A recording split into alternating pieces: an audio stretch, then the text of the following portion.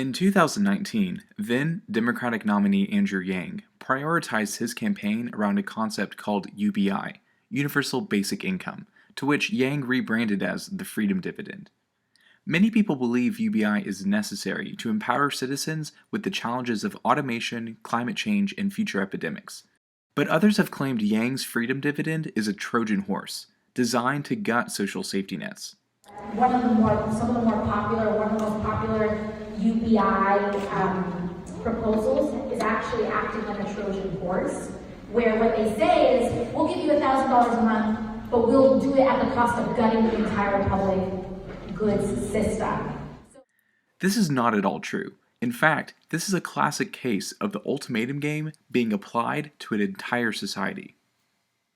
Let's imagine an experiment where a psychologist and two strangers, Alice and Bob, are all sitting at a table.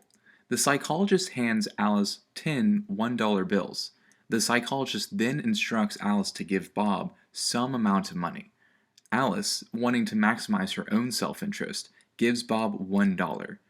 Then the psychologist tells Bob he can accept Alice's offer of $1 or reject everything for himself and Alice, making the $10 go back to the psychologist. What is the most rational decision for Bob? Well, taking any amount of money is more rational than ending up with nothing. However, in the real world, subjects consistently reject $1, $2, and sometimes even $3. Classical economics assumes all individuals are perfectly rational agents, always picking decisions that maximize their own personal self-interest. Intuitively, we know this isn't true. Sometimes our decision-making is not perfectly rational. Let's imagine an example. Alice is an upper-middle-class citizen making $85,000 a year, which is roughly $5,000 a month after taxes. Alice does not qualify for cash-like federal assistance.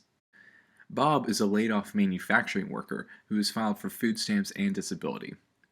Let's say that Bob receives $200 a month worth of food stamps and $500 a month worth of disability.